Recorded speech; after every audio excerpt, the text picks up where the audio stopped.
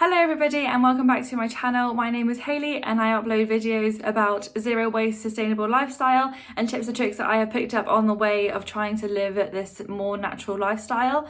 I also do videos about menstruators' health and trying to just be more aware of my body and trying to get rid of all the hormones and live just a more natural sustainable lifestyle. So if that's of interest of you, please click subscribe below and support this channel. Follow me along. I would love to have you on board.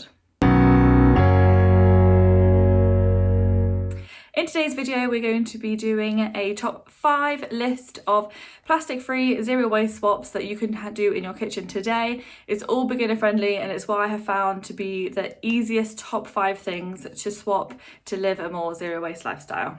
First of all, I want to say that my hair is definitely wet and a mess, but I didn't want to blow dry it because I don't like using heat on my hair, but I wanted to record this video for you, so we're just going to deal with this messy wet bun, if that's okay with you guys.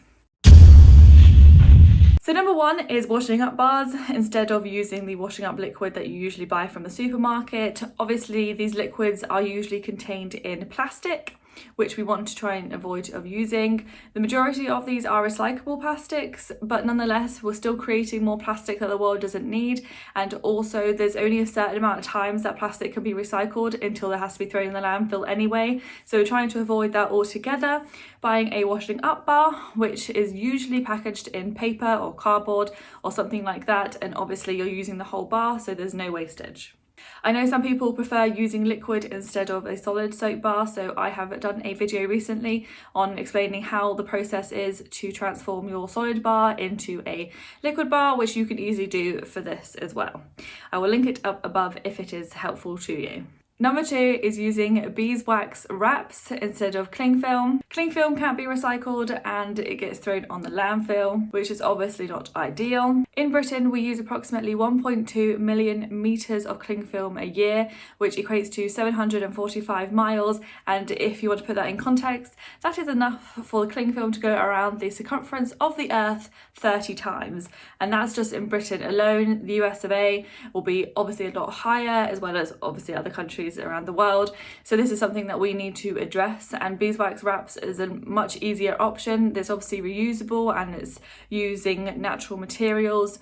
They work just as well as cling film and I found the transition quite easy. They can be found in most shops these days, even though I've seen the supermarket sell them as well, so they should be quite easily readily available for you to purchase, and the price isn't actually that expensive either, especially considering you're going to be using it for several years hopefully, because they are reusable. Number 3 is straws.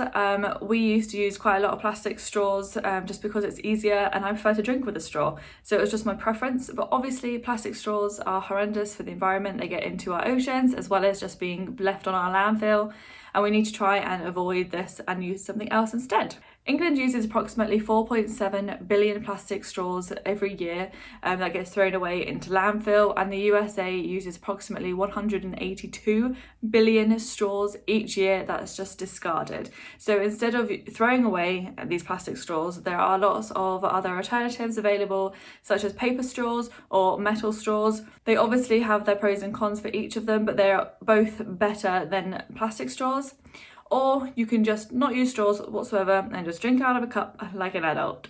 Why would you say something so controversial yet so brave? So that one's not really a swap, because I would recommend you not using a straw whatsoever instead of switching to paper and metal, which obviously still uses resources. But again, it's much better for the environment using paper or metal instead of the horrible plastic. Number 4 is compostable sponges. Usually the ones that we get at the supermarket are made of plastic and they release microplastics every time you use them, which go through your drainage and into the oceans, and obviously that affects the wildlife in the seas, which we obviously want to keep at bay. Approximately 400 million sponges are thrown away each year in the USA and 40 million sponges in the UK. That's a lot of sponges that is just thrown away when you could easily replace it with a compostable one. We have recently switched to a compostable sponge. We find it works just as well or even better than the plastic ones, and knowing that you're doing your bit for the environment really does help. And number 5 is buying your food or groceries in a zero waste or bulk shop.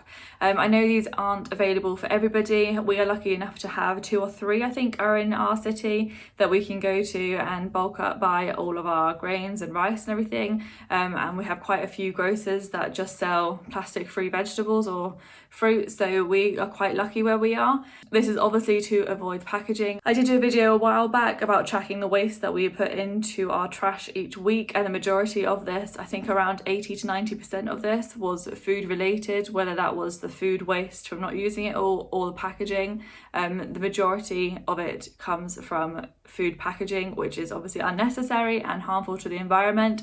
So if you do have a shop nearby that you're able to go to and get plastic-free rice or anything else like that, is really beneficial for you to do that instead of obviously going to your normal supermarket, which has less options. It's always good to keep at the supermarkets to try and reduce their plastic. I have signed a few petitions, and I can link some below, that just tries to get the directors of the supermarkets just to be a bit more conscious and try and change their policies on using plastic, especially on their fruit selection. Is the majority of it is unneeded. I think it's still important that we keep at our supermarkets and write to our local politicians to try and get our supermarkets to change their behaviour, but in the meantime they don't give you a lot of choice of plastic-free zero waste options of food.